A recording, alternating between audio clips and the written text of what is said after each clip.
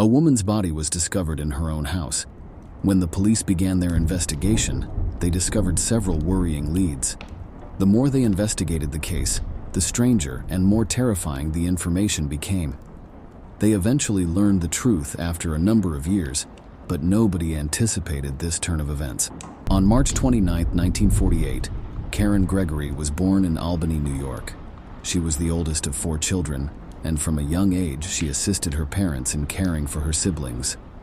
The girl loved nature and spent a lot of time in the outdoors. She also enjoyed sports. After graduating from high school, she wanted to work in the field of art. Karen enrolled at Rochester's Nazareth College, where she graduated with a Bachelor of Arts and a Bachelor of Science. She then spent some time teaching art in an elementary school, before deciding to pursue a career as a graphic designer. She relocated to Florida in 1983 when she was 35 years old, where she met David McKee. He was a manager for a company that offered Vietnam War veterans consulting services, and he and Karen quickly grew close. The two were attracted to one another and dated for just over a year before David asked her to move in with him in Gulfport in the spring of 1984. Before this, Karen commuted frequently to David's home because she shared an apartment with a friend. On May 22nd, the woman accepted this offer and started gradually moving her belongings there. Karen finally packed up her apartment and left it empty after taking the last of her possessions. She admitted to being a little anxious to her neighbor. In order to speak at a conference, David had to travel to another state for work, and she would have to stay alone in his home for a full week.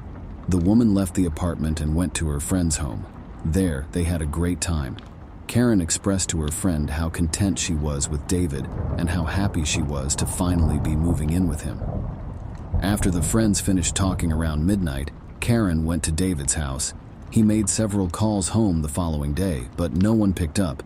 He called Karen's neighbor because he believed she might still be living in her old apartment, but the woman claimed she hadn't seen Karen in a while. David contacted Karen's sister and a few of her friends the following day, but none of them had seen her. All day long he tried to get in touch with her, but he never heard back. In an effort to reach Karen before she left for work on May 24th, David called the house once more in the early morning hours. However, there was still no response. He called her boss later and learned that she hadn't arrived for work. David was now extremely worried that something bad might have happened to Karen. Contacted the neighborhood hospitals and police departments to ask if they had seen anyone resembling Karen's description. He made the decision to call his neighbor Amy after learning that they had nodded. Amy looked out the window and answered in the affirmative as Karen's car parked in front of the residence. David's worry was only increased by this. He instructed Amy to visit the residence and rap on the door. He remained on the phone with her until she left to carry out his request because he was so anxious. There was no response when Amy knocked on the side door. She then circled the house and noticed that a window was open. Karen's name was repeatedly called out, but no one answered. When she pulled back the curtain and put her arm through the open window, she was astounded by what she discovered. She could see the hallway from the bedroom window where a woman's bloodied body was lying on the floor. Amy was hidden behind a wall and couldn't see the face, but she recognized the person as Karen, who, after she recovered from her shock, ran back to her own home where David was, keeping the call going. Before hanging up and dialing 911, she grabbed the phone and told him that something terrible had happened. Rapidly arriving medical personnel could only confirm Karen's demise. Due to the amount of blood throughout the house, even seasoned police officers were horrified as detectives started their investigation. Karen had fought her assailant all the way to the end. From the hallway to the front door, there were bloodstains. Several pieces of broken glass were scattered around. Investigators discovered that several hair strands matched. Karen's hair color was ingrained in the shattered glass. They hypothesized that she almost made it outside before her attacker cornered her in the restroom. A bloody footprint on the floor gave investigators their first indication of the crime. There were no bloodstains on Karen's feet, so the police concluded that Karen's killer was responsible for the footprint. The killer was in the bathroom, but it was not clear why he was barefoot. After examining the victim's body, Medical professionals determined that she had sustained about 20 stab wounds and had been subjected to violence. Experts also removed biological material from the murderer. Sadly, DNA testing was not available in 1984, so this clue was ineffective in identifying the murderer.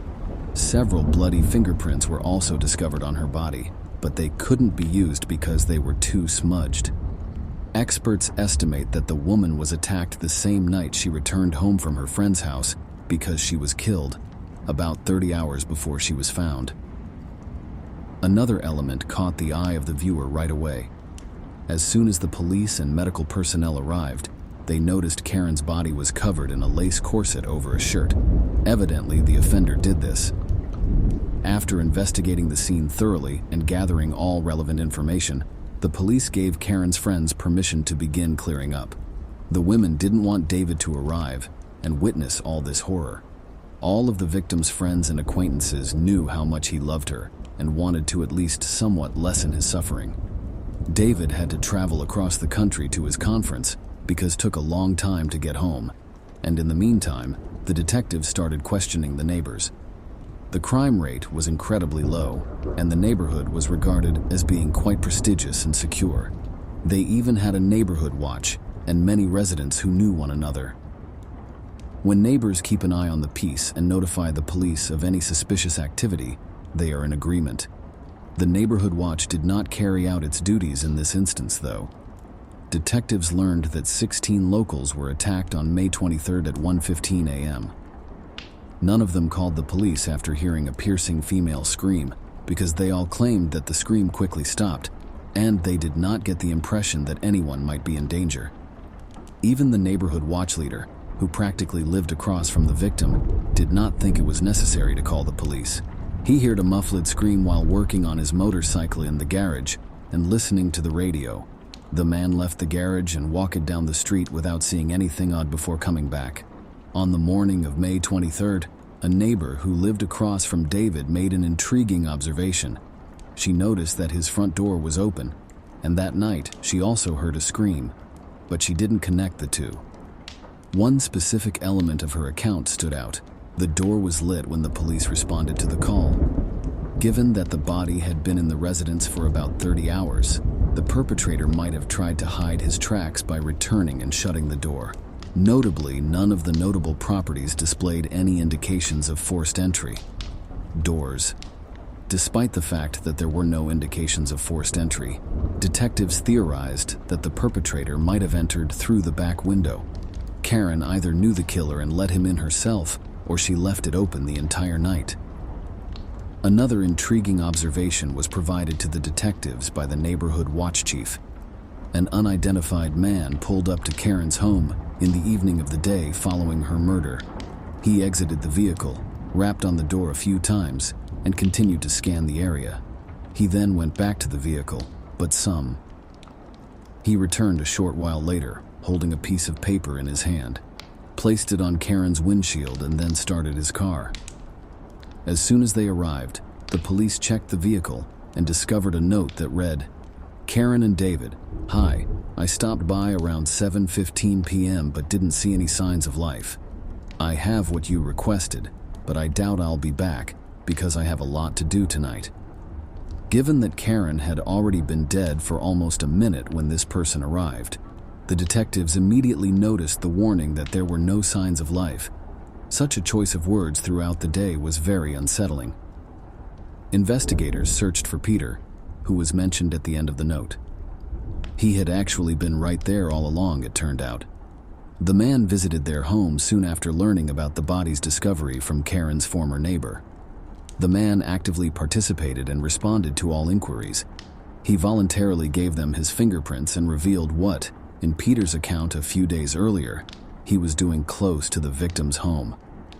Despite the fact that David was already scheduled to leave for a week-long business trip, Karen allegedly informed him that David would also be attending the dinner when she called and invited both of them. Peter was also questioned by the detectives about what he meant in the note when he said, "I have what you asked for." The man claimed that he had borrowed a cassette from them and intended to give it back. Another oddity was that Peter allegedly failed to notice the numerous broken windows. or the almost completely covered path to the front door. Windows. The man insisted that during their conversation, he hadn't noticed anything or paid any attention to it. An extensive cut on Peter's hand was spotted by one of the detectives. The man covered the scratch when the policeman examined his hand and remarked that he always gets scratches after playing with dogs or fixing his car. The detectives decided to check his alibi because all of the aforementioned seemed very suspicious. Peter claimed that he was sleeping at home the night of the murder, and his neighbor told the police that this was true. Didn't rush to rule him out of the running because an alibi like that could easily be a fabrication. However, the detectives quickly identified another suspect, David Karen's boyfriend. He claimed that night that he was sleeping in his hotel room and was in Rhode Island, which is 2,000 kilometers from his home. However, the police discovered a very intriguing clue at the crime scene in a local Rhode Island newspaper published on May 23rd, the day Karen was killed. The detectives began to wonder if it was real because it was so strange. Before his upcoming conference appearance, David could have taken a flight to Florida, murdered his girlfriend, and then come home. They estimated travel and flight times from airports and came to the conclusion that it was feasible. Since David allegedly slept alone in his hotel room that night, no one was able to verify his alibi. The neighborhood watch chief added his observations as well. When the woman visited his home, he had repeatedly observed arguments between Karen and David. David, on the other hand, was adamant that their relationship was wonderful, and rarely did the couple have arguments. When questioned about the newspaper, David replied that he had purchased it on May 21st from a shop close to his house. To have the week's weather forecast with him, he was going to bring it on the trip.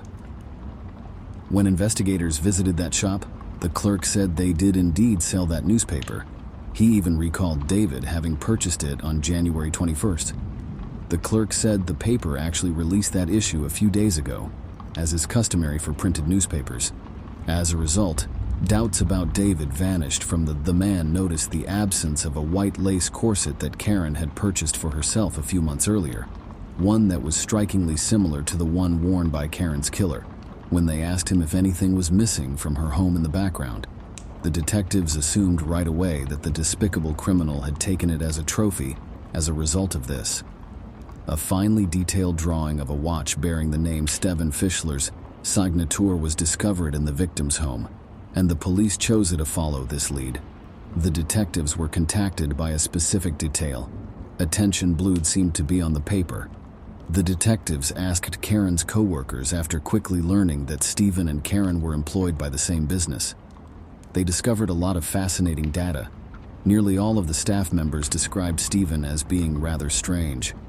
He made a concerted effort to win over all of his female co-workers. He showed them images that were pornographic. He even attempted to persuade his colleagues to read a pornographic poem he had written. Every single woman who worked with him acknowledged that he frightened them. Karen also expressed her displeasure with his conduct on numerous occasions, but management paid little attention. He denied giving Karen that drawing when the detectives spoke with him. In order to prove his innocence, he also said he barely knew the victim and offered to submit to a polygraph test. The most intriguing part started when the investigators swiftly set up such a test. Everything seemed to be going smoothly at first, but after one of the questions, Stephen abruptly admitted that he had killed Karen. He immediately changed his mind after a brief period of time and asserted that he was unrelated to it. Strangely, the polygraph operator failed to find a lie in either situation. The detectives were perplexed by this, but were unable to rely on the polygraph results. This tool is far from ideal and simply cannot tell whether someone is telling the truth or not. They also realized that Stephen was obviously a very strange person who could say anything at that moment. Soon after, experts examined his drawing and came to the conclusion that ketchup, not blood, caused the red stain. They started to wonder if Stephen had anything to do with Karen's slaying. Despite having so many potential suspects, the police were unable to compile sufficient evidence to convict anyone, and the case went unsolved for a number of months. Detectives kept looking for new leads but were unsuccessful. This persisted until December, when an intriguing event took place. Residents of Gulfport organized special events to celebrate the retirement of a well-respected local. There were numerous attendees, including Mary, who struck. The murder of Karen Gregory was brought up during their conversation with an additional police officer, and Mary unintentionally mentioned that she too had heard Karen Gregory's piercing scream that night. The officer noticed a peculiar detail right away. Mary lived 2 blocks away from Karen's home, and at first the police didn't even question the occupants of such far-off homes. The scream must have been extremely loud because the woman could hear it. However, the neighborhood watch chief, who practically lived Karen's neighbor across the street, described it as muffled. But the man clearly could not consider it quiet if the neighbors 2 blocks away heard it, especially given that he was at the time in his garage with the door open. Despite the suspicions raised by all of this, the police took their time in questioning the head of the neighborhood watch. He was George Lewis, a 22-year-old. He was a firefighter by trade and was close with almost every police officer at the neighborhood police station. All the neighbors spoke highly of him and said that he lived with his wife and young child. However, the detectives were unable to disregard Mary's account. When George had some free time, they asked him to call and come to the station. The man concurred but never appeared. Before this, it should be noted, he frequently dropped by the station just to visit with his friends. It was difficult for the case's lead detective to consider George as a murderer because he was even present at his wedding. In just 1 month in January 1985, they were able to communicate with him. This scream, according to George, didn't seem to be very loud. If he remembered anything else from that evening, he thought that this might be his fault, but George told him the same thing, with the exception of the brief period when his testimony was being taken for the first time. He claimed that after hearing the scream, he exited the garage and started to walk down the street. But this time he said that he had only gone up to the road to take a look before coming back. This discrepancy in the testimonies did not seem significant given the length of time that had passed since then. Nevertheless, the police wanted to make sure he was telling the truth, so they offered to have him take a polygraph test. To their surprise, George agreed but did not share it with anyone. The man later confessed to concealing one fact from the detectives during a conversation with them. He asserted that he saw an unidentified man close to Karen's home the night she vanished. The only thing George could recall about the man was that he was tall, had red hair and a beard. Once again, the detectives questioned whether he was telling the truth. George was at a loss as to why he hadn't mentioned this man during the initial interview, but he was afraid that the man might harm his family because he knew where he lived. Despite this, the police made an effort to pursue this tip and identify the man, but they were unsuccessful. In addition, it was completely dark outside, and there were almost 30 meters between George and Karen's homes. George insisted on his account, so the police reenacted the events of that day, despite the detectives' claims that the man could see the color of another person's hair in such circumstances. At night, he approached George and asked him to describe the man standing 30 meters away. Since he was blind, the detectives were even more skeptical of what he was saying. Nevertheless, they strolled the neighborhood and questioned the populace. "Have you seen a suspicious man with red hair who might wander the streets at night?" Several women admitted, to their surprise, that they had occasionally seen a man looking into their windows while it was dark. None of them were able to make out the man's face, but one woman did, and he resembled George Lewis a lot, in her opinion. She wasn't completely sure because it was pitch black outside, and the man bolted for the door. Although George acknowledged that he occasionally peered into his neighbor's windows, he insisted that he did so only to ensure their safety. As the leader of the neighborhood watch, he claimed he was only checking to see if everything was all right with them because he was responsible for the neighborhood's security. However, all of this did was fuel suspicions against him. George consented to, and in March 1985, he changed his story once more during the second polygraph examination. He acknowledged that he saw the man in front of Karen's house, that he spoke to him, and that the man threatened to kill him if he revealed who he was to anyone. Once more, the polygraph examiner picked up on a lie, so the investigator directly questioned George. Did he kill Karen Gregory? The man responded negatively, and his assertions were again regarded as false. The detectives then decided to speak with George's wife, who informed them that she had awakened that night from piercing cry and was extremely terrified. Her husband was nowhere to be found when she searched the house and went to the garage, where the light was also off. After that, the woman went back home and waited in the kitchen for her husband, who didn't show up for another 30 minutes. The detectives also made the decision to investigate George's past. They spoke with his ex-wife, who revealed that while George appeared to be kind, caring, and responsible, in actuality he was extremely aggressive and frequently raised his hand to her during arguments. He even choked, she continued.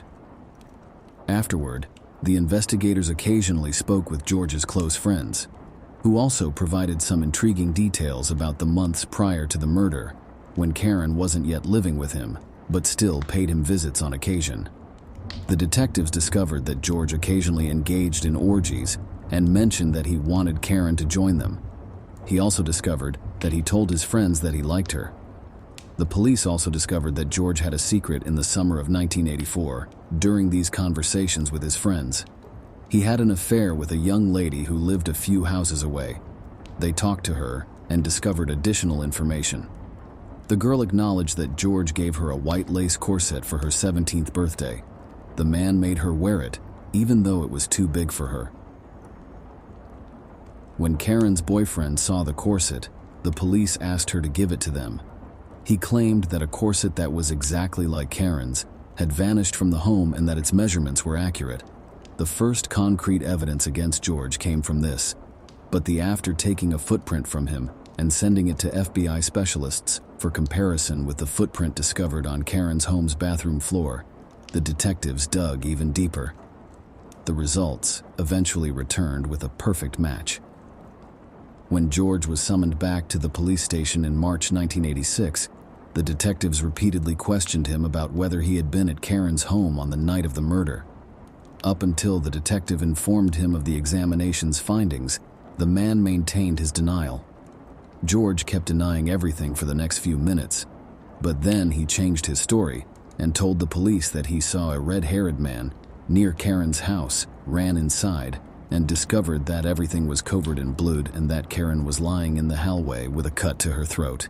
He then declared that he would never again remember that horrifying experience.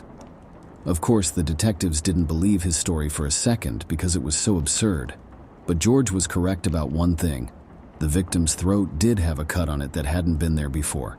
Even if his story was true, he wouldn't have been able to see the cut because there was so much blood on Karen's body if it had been made public.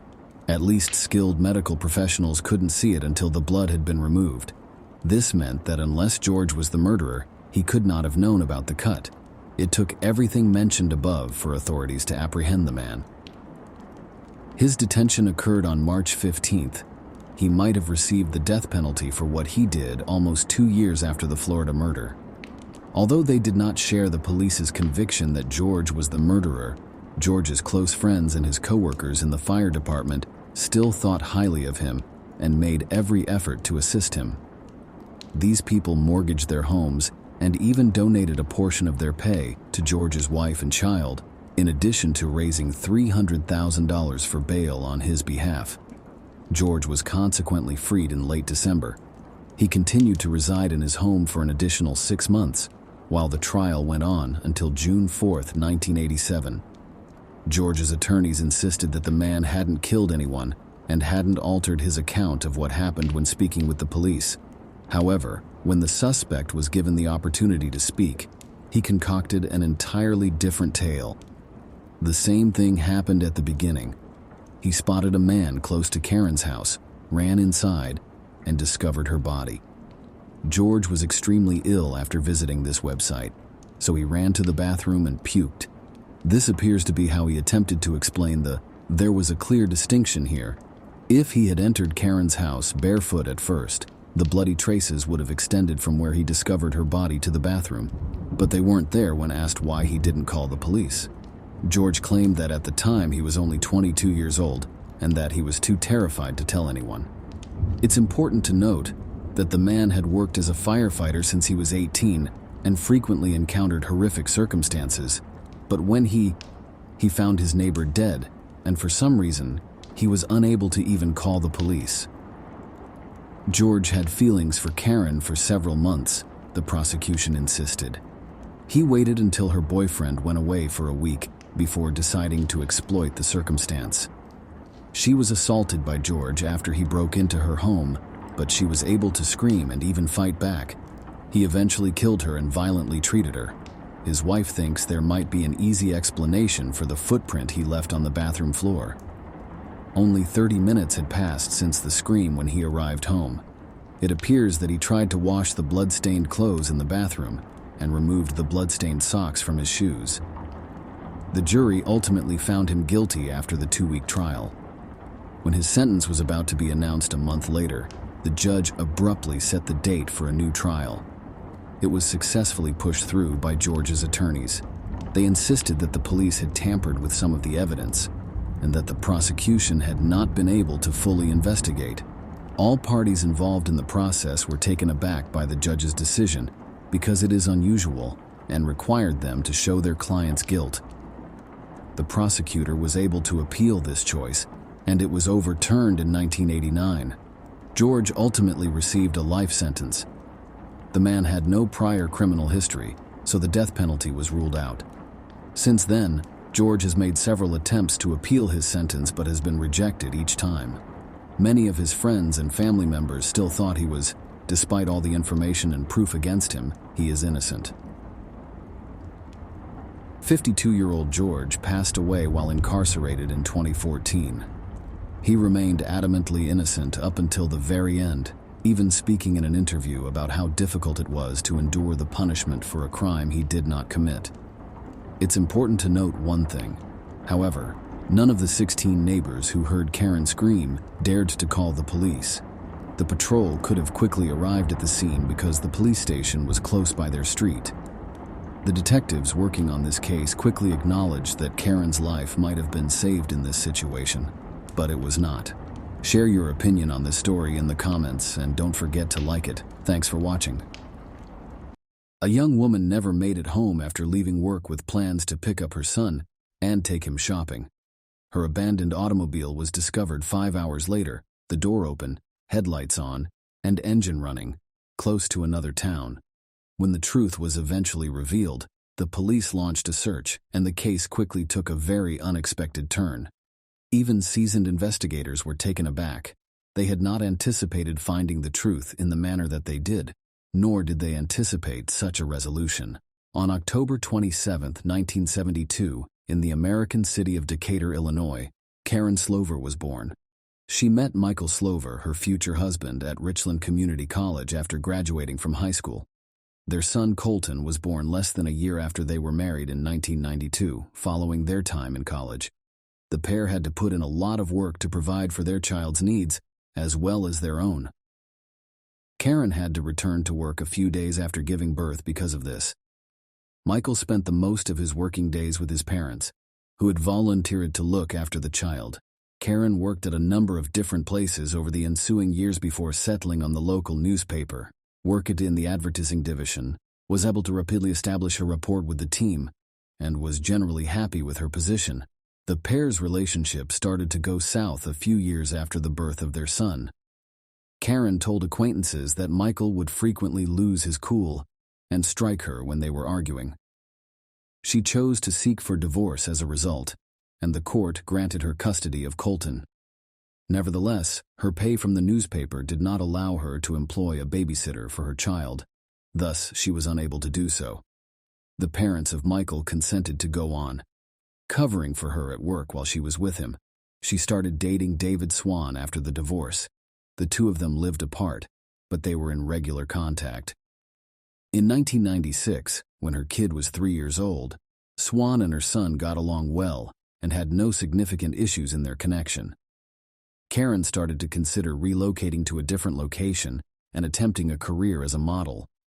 She began searching for positions that would suit her needs, and shortly after, she got an invitation from a significant modeling agency in Georgia. The relocation had been much anticipated by her.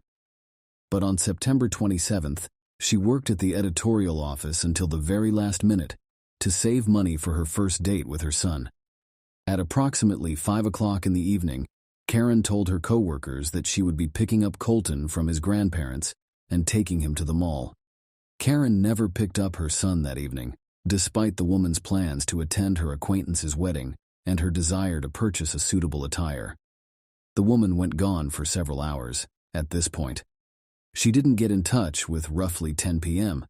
That evening, a patrolman in the vicinity of Champaign, Illinois, saw a suspicious-looking vehicle parked on the shoulder of Highway 72. The headlights were on, the engine was running, and the driver's door was open.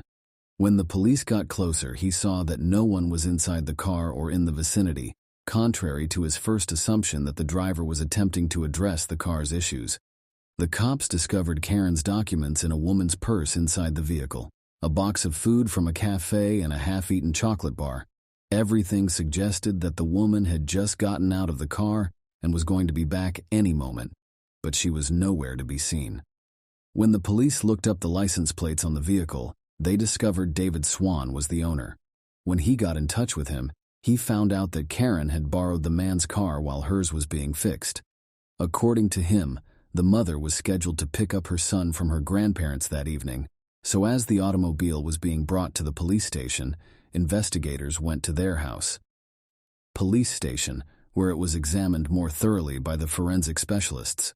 The woman was scheduled to arrive soon after work, according to the parents of Karen's ex-husband, but she didn't show up at all during the day. There was still Colton, and his mother could not have abandoned him. The police started to think that the automobile theft did not go through as planned, or that the woman might have been taken. The placement of the car was determined to be inconsistent with the events of that evening, which was observed by detectives right away. Karen went to her after leaving the office. Before heading to the store, Osmond used to live with his parents. She had the wisdom to find her automobile about 60 kilometers away. This implied that a criminal might have placed the car there in an attempt to confound authorities. The woman herself had to pick up her kid and get ready for a wedding that was scheduled for the following day, so she could not have ended up close to another city.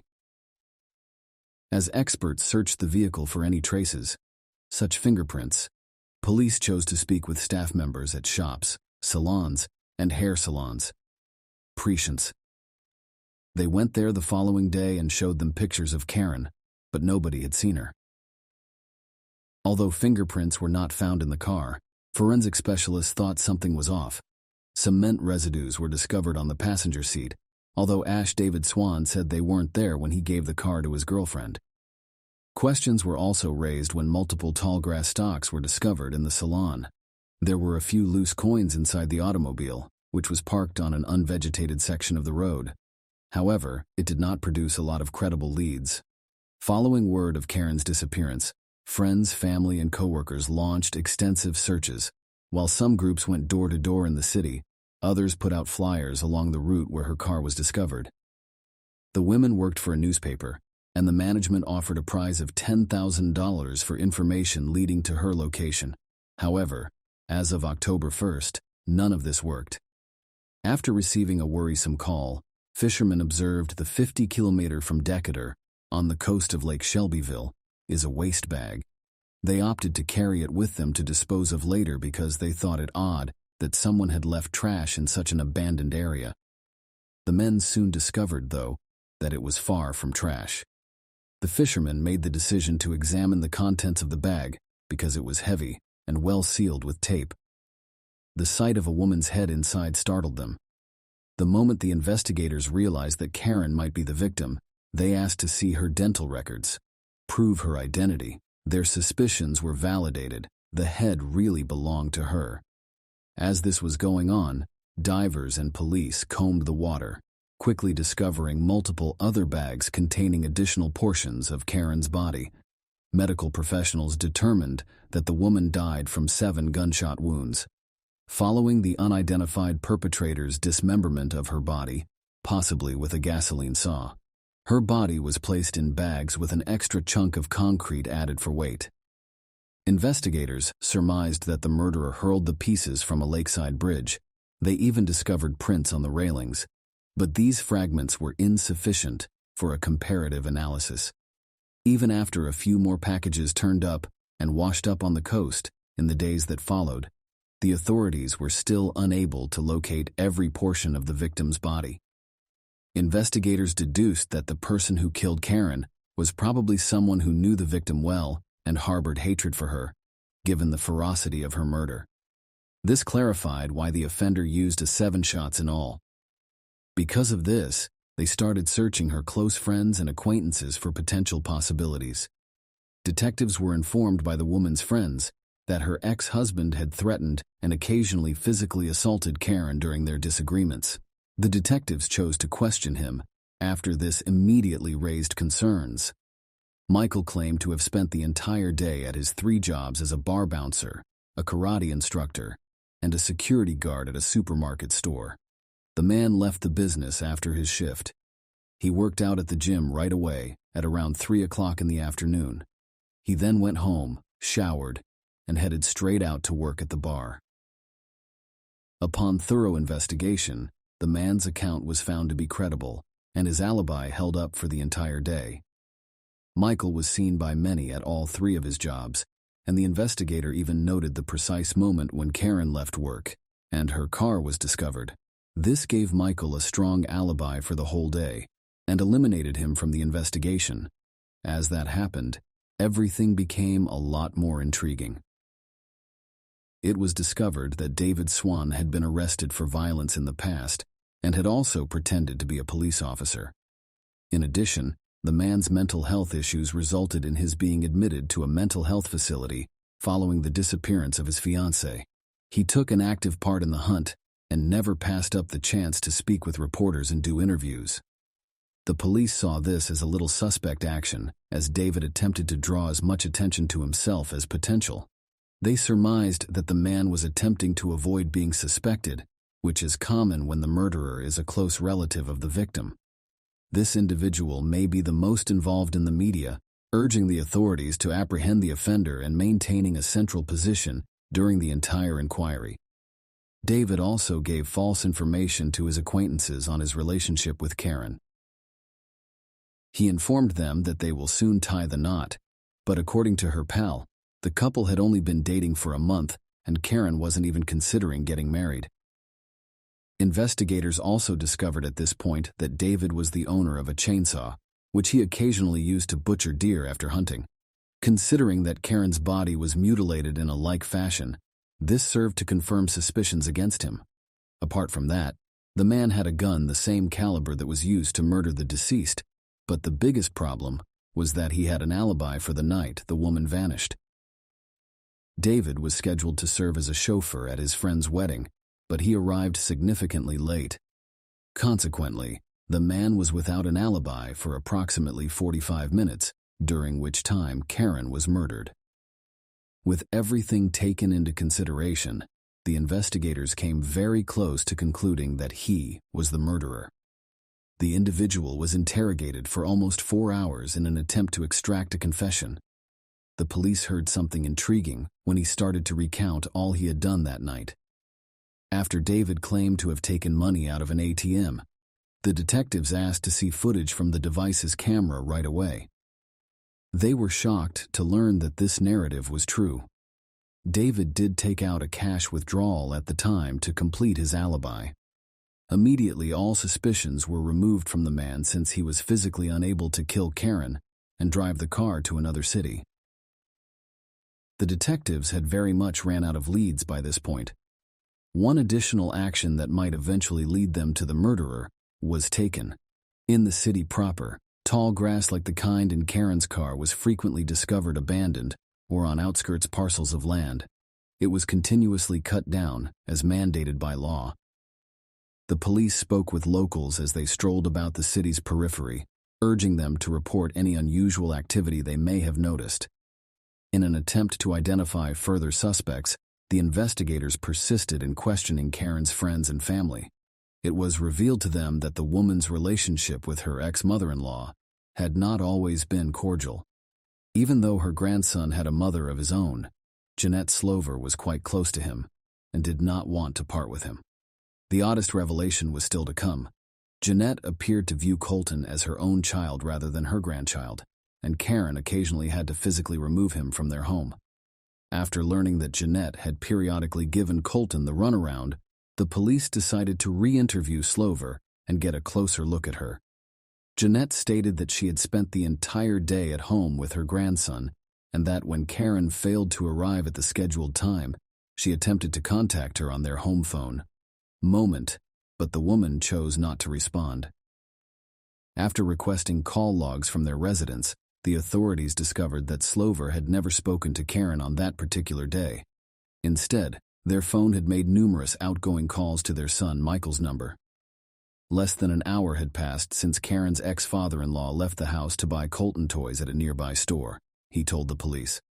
Upon verifying this information, the inspectors discovered that the business had never carried toys made by that particular manufacturer. The man's absence around the time of Karen's death raised suspicions. The investigators started to take Slover's involvement seriously and even came up with a potential reason. Considering how devoted Jeanette was to Colton, the victim was preparing to relocate to another state to pursue a career as a model, and her son would have followed her. Theoretically, she might have killed him to prevent him from leaving her. It was also discovered by the investigators that Slover owned an automobile company. They had a sizable piece of property that was turned into a used car parking lot, but it has been mostly idle for a number of years. Similar to the ones that had been found in bags containing pieces of Karen's remains, the area was strewn with broken concrete blocks when the police arrived after obtaining a search warrant. The detectives were unable to verify that they were the same blogs, though. Furthermore, they hired a lawyer after failing to locate any proof and refusing to speak with the police any longer.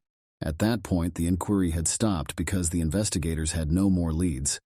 It wasn't until 1998, 2 years later, that it was picked up again by a different group of investigators who wanted to look into the area Slover's shop was located in. They thought that Karen might have been murdered there, and that there had to have been some proof left. Regarding the Slover family, they had all relocated to a different state during that period. Colton was residing with them prior to the relocation, having been put up by Michael's sister Mary. Hired repair workers. This worried corporations, but cops demanded proof. In 1998, forensic experts and military installation authorities assisted investigators in their second hunt. They needed as many personnel as possible to cover every square inch in 6 months. They inspected each stone's top layer for blood before fruiting. Karen wore rivets and a button in her jeans on murder day. After that, she found another blouse button. This supported the police's argument that the woman's body was sliced and stored on business property. While their daughter Mary watched Colton, investigators suspected Jeanette and her husband. Jeanette shot Karen directly when she picked up her son. Karen and her husband brought her body to their shop, but not the buttons. The police determined Karen's ex-husband cut the lawn the night of the murder, after talking to every neighbor. Only the investigators' version was supported. Jeanette and her husband drove Karen's car into beautiful grass from the city. Michael knew and helped his parents hide the crime. The grass inside the car may have confused investigators. Another witness told detectives the Slovers burnt something on the premises the day of the murder. They disposed of evidence this way and more. Karen's body was found in the packages with the most horrible evidence, shocking the police. Slover and a dog shed black hair on the cassette. A warrant was issued after investigators sampled the Slover's black Labrador's dog brush. Police found a complete DNA match in the brush, corroborating the family's case. Jeanette and her husband strengthened their relationship for everyone. They hurried to sleep their dog out of fear it was engaged in the crime, but it was too late. On January 27, 2000, officials arrested Jeanette, her husband, and her son after this proof. All three were accused of murder. Although the family denied it, trials lasted until 2002. Jury convicted them despite evidence and testimony. Michael, his father, and Jeanette earned 65 and 60 years in prison in 2003. Judge rejected their appeal. The story seemed over, but Karen's child had further issues. Mary, Michael's sister, adopted him. The court obtained custody over Karen's parents. Do Mary know about her relative's murder charges? If she watched Colton while her parents stole the body, she may have been an accomplice. Karen's parents kept asking the court for exclusive custody and parental rights for Mary. Following the judge's order, Colton lived with his maternal grandparents in 2003. Mary hated Karen throughout this process, and the court found she sought to make the child forget his biological mother. Mary frequently told acquaintances she hoped her dad was alive. They're all serving time.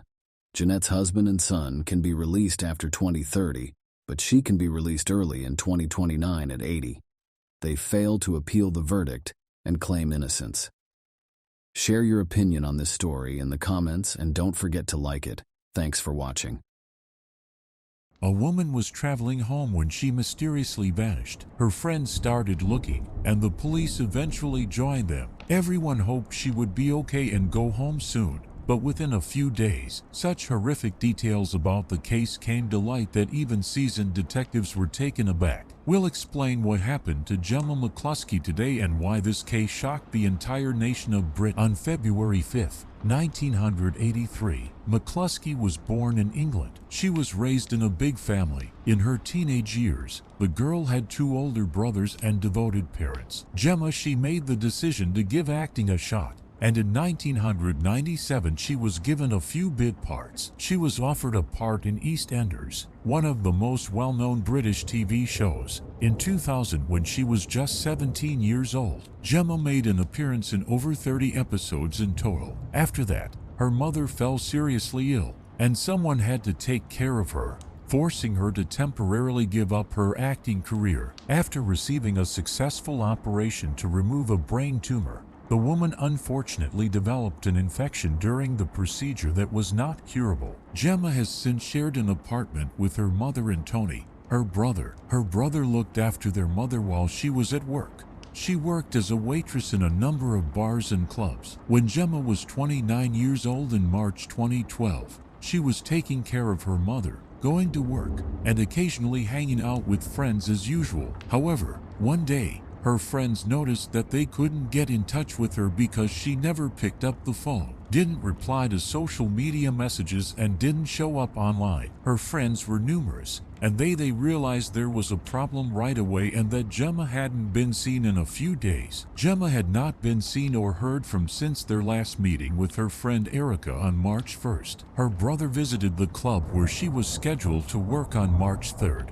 But the staff reported that Gemma had not arrived. Tony and his brother Danny made the decision to call the police at that point. They didn't believe that their sister had just left on them because they knew she would never abandon their ailing mother without giving them prior notice. After receiving a report of a missing person, our own investigators questioned Tony first because he lived with Gemma and may have been the last person to see her. Tony's testimony was crucial. There was a problem, though. Tony had been using marijuana regularly for many years, and his addiction was well known to the family. He couldn't even recall the exact day he last saw her. As a result of this habit, he was constantly having memory and concentration issues. After seeing Gemma, he also remembered seeing his sister on March 1st. He had smoked a lot of marijuana, as usual, and nearly filled the apartment with water. Fortunately, Gemma was home and turned off the water after Tony decided to fill the bathtub and promptly forgot about it. She left the apartment after that to meet her friend Erica. Around 6 o'clock, according to Tony, is when he claimed to have left, and his sister remained unaccounted for. When Gemma and Erica talked about the bathtub incident, Gemma once more expressed her frustration with her brother's actions. He was a window washer by trade, but despite being 35 years old, he spent almost all of his money on marijuana, and Gemma frequently felt like she had to constantly take care of him. After reporting the incident to the police the following day, Erica met Tony to go over the situation once more and attempt to come up with a theory as to where Tony's sister might have gone. The man, who was depressed, frequently broke down in tears and held himself responsible for what had occurred. He claimed that as a result of the bathtub incident, Gemma had once more lost faith in him. His addiction had already upset his family members before. Gemma's friends turned to the neighborhood paper in the meantime and asked to write about her disappearance. Journalists interviewed Gemma's brother and produced an article. Everyone hoped that news coverage would help identify any potential witnesses to the woman's appearance on March 5th. The cousins of Gemma made the choice to plan extensive searches. They attracted a large number of volunteers who combed the streets and distributed flyers in an effort to find leads. The sisters also actively shared information on social media. They did get their first lead on March 6th, but it wasn't what they were hoping for. In a call from an unknown number, Tony was instructed to bring £2 million to the Benefit railway station outside of London if he wanted to see his sister alive. Shortly after, the same unidentified caller made a second call and instructed him to bring 500 in Iraqi currency in addition to the money. On the third call that followed, the unidentified caller threatened to kill Gemma if they didn't get the money. Tony called his sister and asked to speak to her, but the caller informed him that she was locked in another room and that she frequently experienced violence, so he advised Tony to get the money out quickly. Danny, the other brother of the missing woman, was also called by the same person. Despite the fact that the number was concealed in each case, the police made an effort to track these calls. They were able to locate the caller, Sam Dunn, a 19-year-old Kent County resident, very quickly. His house was not far from the railroad. A judge issued a search warrant for Dunn's home after the caller's station, where the money was ordered to be brought, and Dunn was taken into custody. The boy later admitted during questioning that he and his friends saw a post on social media about the woman's disappearance and decided to play a joke. So the police quickly came to the conclusion that the boy had nothing to do with Jenna's disappearance. There were two numbers, Tony and Danny, but investigators soon found that this story also contained errors. The young man claimed the calls where he was merely seated next to him and had made something for him. The police were able to identify the caller as Sam and were unable to locate any additional parties. The court disapproved of the boy's joke as a result, and the boy was given a 6-month prison term. Once more, the detectives lacked any leads. By reconstructing the events of that day, they were able to determine that Gemma left Erica's apartment around 1:17 p.m. and went home. She made several calls to Tony along the way and got home at 1:50 p.m. The CCTV footage proved this. Even though the police were almost certain that Gemma had been kidnapped by the time her phone was turned off after 18 minutes and had since been turned on, there was something odd about the timing of her movements. How could he have done that 18 minutes after the woman arrived home if, as is most likely the case, her kidnapper had turned off her phone? The most likely scenario is that Gemma was attacked inside her apartment, but Tony was present and their mother was in the hospital at the time. Investigators discovered a concerning conclusion. Could her brother be involved in her disappearance in some way? He smoked a lot of marijuana, and people who have serious addictions are frequently capable of monstrous acts. After further investigation, detectives discovered that Gemma's sister and mother had reported Tony to the police on numerous occasions because he occasionally displayed aggressive behavior and even attacked Gemma. Questions were also raised about the brothers' actions during the investigation. While the friends of Danny and Gemma were actively searching, Tony sat at home and expressed his hopes for return of Gemma and wanted to be at home in case she did. He only joined the search once the case started to receive attention from major TV networks. Police contacted him once more in an effort to elicit more detailed information about what transpired that day. Tony claimed that he last saw his sister between 1:30 a.m. and 3 p.m.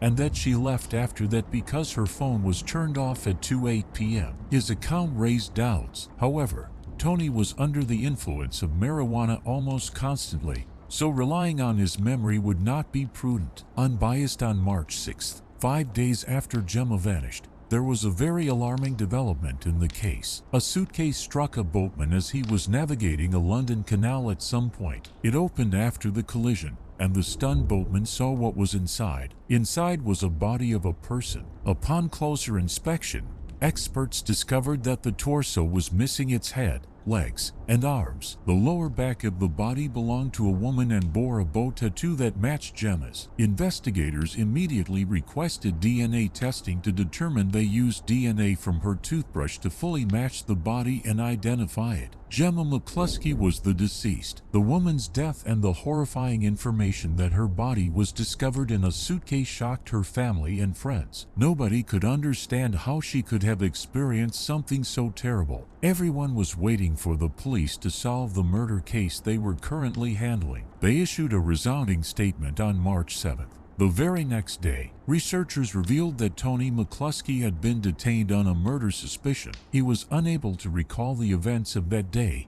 and his odd actions while looking for Gemma indicated that he was not at all interested in doing so and that he knew she had already passed away. Tony was the most likely suspect due to the circumstances surrounding her disappearance as well. Police believe that he may have snapped and killed his sister using large amounts of marijuana, given that they had a fight that day over the overflowing bathtub and he was known to have an addiction. This over time can cause severe mental issues, and a person is fully capable of committing impulsive crimes. Detectives grew more certain that Tony might be the murderer during the initial interrogation. He didn't dispute his guilt or that his sister was murdered. Instead, he simply replied, "No comment." Investigators looked through his smartphone and discovered messages from his sister. He sent Gemma a message the day after she vanished with the words "I love you" and a few other sentiments. He wrote, "Jim, call me when you get this message." Several hours later, "What will we be eating tonight? Do you have work tonight?" Detectives discovered a peculiar fact. Despite years of correspondence with his sister, he never once confessed his love for her. Instead, he wrote to his girlfriend the day after his sister vanished to apologize for not writing the previous evening. All of this did not indicate his guilt, but the police soon discovered much more compelling evidence. They discovered that on the day that Gemma vanished, Tony used a false name to order a taxi to a location close to the house. Tom discovered the route from the company's detectives after they reviewed footage from nearby security cameras. They could see Tony putting a sizable suitcase in the trunk of the car in the opening frames of the video that was recorded during the man's taxi ride. It was evidently very weighty, and the driver's testimony supported this assertion. He inquired about the contents of the suitcase after observing the man attempting to lift it. It was, according to Tony, a sizable music system. He requested to be taken to the canal-side street where his sister's body would eventually be discovered. After questioning the neighborhood residents, the police identified one witness, a student who was on her apartment's balcony when she noticed a man dragging a sizable suitcase toward the canal. When experts looked at the taxi truck, they discovered blood traces. It was identified as belonging to Gemma by DNA testing. Detectives were convinced Tony was transporting the same suitcase that contained his sister's body after gathering these clues, and on March 10th he was arrested, accused of murder. When the police searched their apartment, they discovered even more concerning evidence: a knife with barely perceptible blood traces, as well as blood stains in the bathroom that they had attempted to remove. All of this pointed to the woman being murdered in her own home. But one particular incident left the detectives with some unanswered questions. There should have been a lot more blood, as the woman's head, arms, and legs had been severed from her body. The drainage pipes in the entire house were examined by experts, but they did not. They thought Tony may have laid something like plastic wrap or a tarp on the bathroom floor before gradually disposing of the blood with a lot of cleaning supplies after discovering noticeable blood traces there. Tony was observed purchasing trash bags the day after the murder on store security cameras. Investigators believed that he could use them to remove the body's remaining components from the house. Soon after this version was verified, divers who kept searching the canal discovered bags with legs and arms there without DNA testing. The fact that they belonged to Gemma was already known to all, and later laboratory experts could only confirm this. Investigators changed their strategy because Tony resisted speaking to them despite having a substantial body of evidence against him. The police showed his father's surveillance footage that showed Tony loading the suitcase into the taxi's trunk on the day Gemma was killed. The father agreed to speak with his son in an effort to obtain a confession because he was certain that he was responsible for the murder. However, It only partially succeeded during Tony explained what had happened that day to his father during the conversation. He claimed that Gemma came home and ignited the argument over the overflowing bathtub by pleading with her brother to vacate her apartment. Gemma allegedly grabbed a knife when Tony made the decision to go to his room, and Tony lost all memory of what happened after that. The story sounded like an attempt to shift responsibility for the murder, so the investigators didn't believe it for a second and kept looking for more proof. Police discovered Gemma's head on March 9th, and finally, experts were able to identify the cause of death because it occurred in the same canal. The injuries on the woman matched the kitchen knife discovered in her apartment, and she had sustained several blows from a sharp object. Detectives have since been working to prepare the case for trial, and Tony has been detained. The victim's brother gradually started to admit his guilt throughout the nearly one-year trial. He wrote to his father frequently, but he insisted that he couldn't recall the murder's final moments. Acknowledged guilt for killing a sister. He claimed that he went into a virtual coma and lost control during the argument. Tony insisted that he never intended for his sister to pass away and that he is incapable of acting in such a way while being rational. The court case started in January 2013. The prosecution thought Tony became enraged when his sister asked him to leave the apartment during their argument. He simply wouldn't have had enough money to rent his own place given his propensity for marijuana. Perhaps this had an significant part in what followed. The prosecution asserted that Tony fatally stabbed his sister after doing so. Based on the experts' findings, he took the body to the bathroom, laid down something akin to a tarp there, and used CCTV to dismember it there. Gemma's torso was placed in a suitcase and dumped into the canal by Tony. After that, he made several trips with garbage bags filled with additional body parts and other pieces of evidence, some of which he also threw into the water. His father was unable to bear to even listen. He left the courtroom to put an end to it all, and he didn't come back until they had finished talking about the specifics of his daughter's murder. Although Tony didn't remember it at all, he acknowledged that he most likely killed Gemma. He claimed that it might have been self-defense after his sister allegedly yelled at him while holding a knife. He did not know what happened next. His explanation was viewed as a blatant lie by the prosecution. An invited witness, a psychotherapist,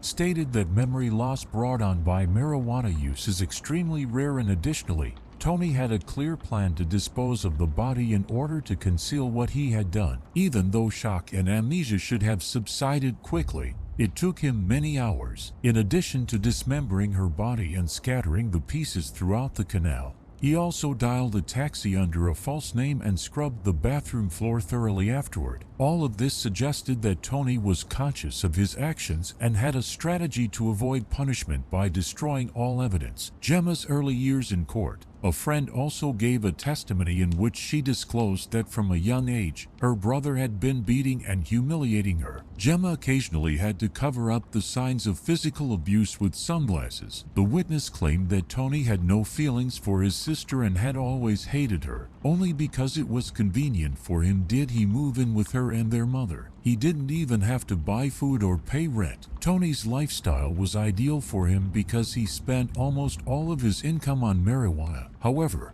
when his sister attempted to evict him, he lost it and murdered her. Tony was found guilty of murder by the jury after the trial's conclusion on January 30th. He was given a life sentence with the option of parole after 20 years. The victim's body was disposed of like a true maniac, the judge said in his closing remarks, and it appeared that Tony hoped it would never be discovered. There was no indication that the murderer felt regret for what he had done because he exhibited no emotion during the reading of the verdict or the trial itself. After Tony started serving his sentence, he was moved to a different prison because someone had set a price on his head. It is unknown if this had anything to do with Gemma's murder or if he had argued with some other prisoners. After making an effort to stand by his son during the entire trial, Tony's father ultimately made the decision to stop communicating with him. The man claimed that he could not abandon Tony because he was his own son and he would lose 2 children at once. However,